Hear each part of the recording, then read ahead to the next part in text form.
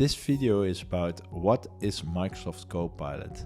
But first, I would like to ask you for a like, a subscribe to my channel, and share this video with as many people as you know. Yes, this video is about Microsoft Copilot, and we start off with a little bit history because some people don't even know what it is, so else you wouldn't come to this video. But let's start with a little bit of history. If, for example, we take a look at chatgpt, that was the first one to come along. So let's take a look.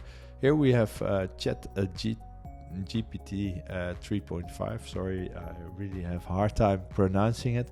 But this was the first one. It was last year, around November, December, that they launched it, and a lot of people directly used it. What does it do?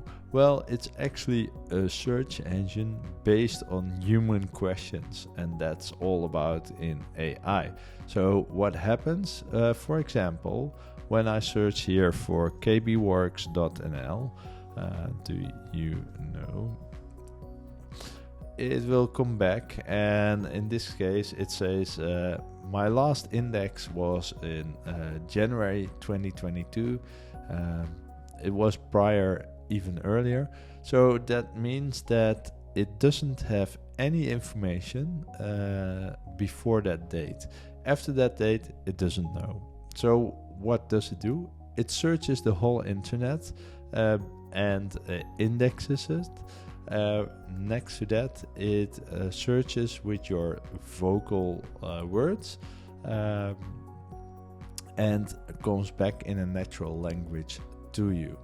So this was the first steps. Now you can have within OpenAI, you can also upgrade and get GPT-4 and plugins and more. So this is really a good tool still, and I would suggest to upgrade it if you want to use it, because then you have also the possibility to use some more plugins.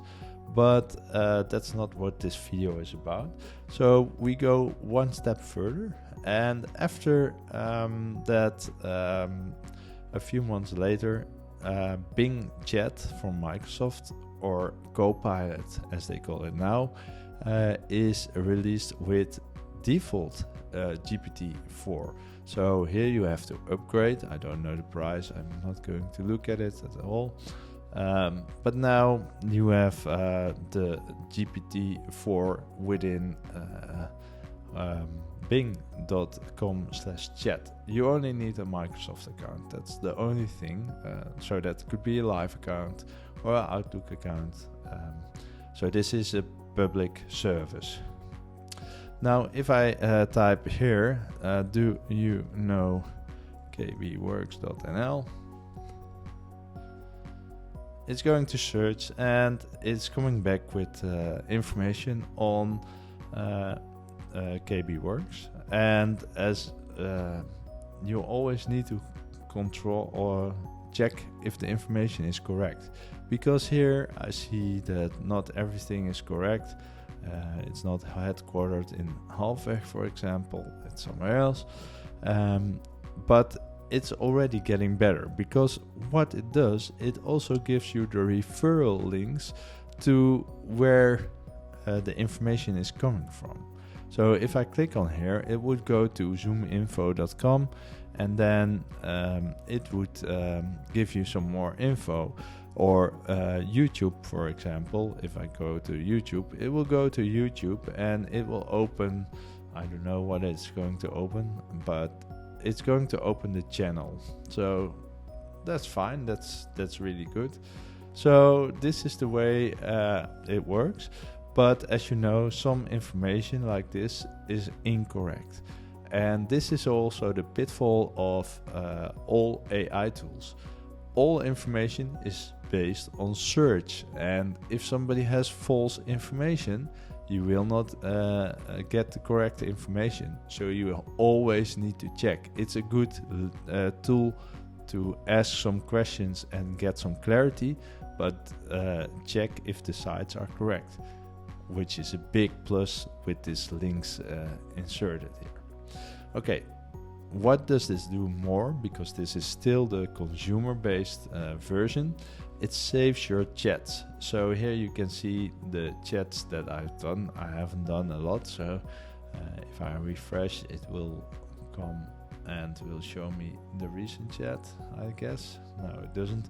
But normally you get here to the chat of your previous topics. So if I go for a new topic, I will say, okay, what is the weather today in Portugal? You see it's changing here, it's creating a new chat, and it gives me some more information. So here we have exactly, and then we can go back and forth in history. Because it's a free tool and it's a GPT-4, you got 30 questions, but you can always refer back to the previous question. So that's something you need to know. But still, this is basic Copilot public. Then we have the the enterprise search, and this is called Bing Chat Enterprise, which is going to be Copilot Enterprise. And what does this do? It's connected to your work account. So in this case, this is my email address. It's connected, and it doesn't save your history. Your data will not be shown. It's got a lot of things improved. Although I think I would like to have the history if I'm searching for things, but it's got a lot of things improved. So here I can ask who is Paul Keizers, and again it will search who Paul Keizers is. You see it already cuts off the who is, because that's a normal thing, and it starts with Paul Keizers. So here we go, and it gives me information, including links of information and where you get some more info. But as you can see, this one is right, this one is also right, although it's it's right. This one is incorrect, and this one is correct or incorrect as well. So again, lots of information that's incorrect and correct. But just to show you what happens. So if I click on new topic, I get a new screen, and my old chat is gone, so you cannot even go back to that. So this is basically the upgrade, and most companies can already play with this, and it's no problem.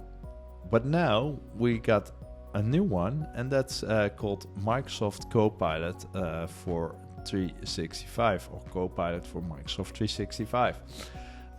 In the reel here, when you go to office.com, you already have this icon. If you click on it, you get this page, and here you can already say the view prompts. So it's more richer, and it has more info. Can you tell me something about this organization? I don't know if there's something in there, so that's going to be a nice one. It's generating. It doesn't have any information at this moment. It's a sandbox, that's why it doesn't have information, so it's correct. But if we go for Outlook, for example, and I just added some information, and let's see where the icon is, because here I can say, and then I can say summary by Copilot at the top. It doesn't have cannot create it, but this is the kind of stuff it can do. So it can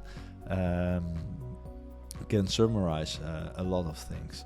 I don't know if it's here. Maybe it does in this one. Yes, so here you see someone made a Copilot and said discussing draft. So this is the summary of this mail. It's not a lot, but it's still something. Then we've got in Teams, we also got the chat icon, which brings us back in the prompt, where we can do the prompts. But also in the chat, for example, here I'm chatting with Paul Keizers. Hey, how are you doing? Do you know Microsoft Teams? And then I can click on the icon here, and I can ask to rewrite it. So I hope you're well. No, I like this better, and I can directly send it. So this kind of stuff is really nice in the Copilot. Now, what I see that a lot of companies use the Teams functionality in Copilot, at least the ones I've seen. And you have to ask yourself, do I need an expensive Copilot license, or do I want to have Microsoft Teams Premium, because it summarizes a lot as well and does a lot of things Copilot does as well, especially if you know this. At the moment of recording, you may only have or you only get Copilot when you have 300 plus seats and you go through an enterprise channel, which most companies don't have. So then Microsoft Teams Premium would be a good option for you, at least for the Teams part. And I don't know when they are going to change it, or if it's going to change it. As you can see, this is still a sandbox, and I don't have a lot of controls, so it's still very hard to get Copilot, even as an MVP. But I think this will change in the near future, and it will be more accessible for everybody. But still be aware of the cost and the benefits it brings with it. Well, this is it for now. I'm going to make more Copilot videos on topics to let you know how it works and what you can do. So please like it, subscribe to my channel. If you want to see the best recommended video, check it here. If you want to see the playlist, check it here. And don't forget to subscribe in the middle. Thanks for watching, and see you next time.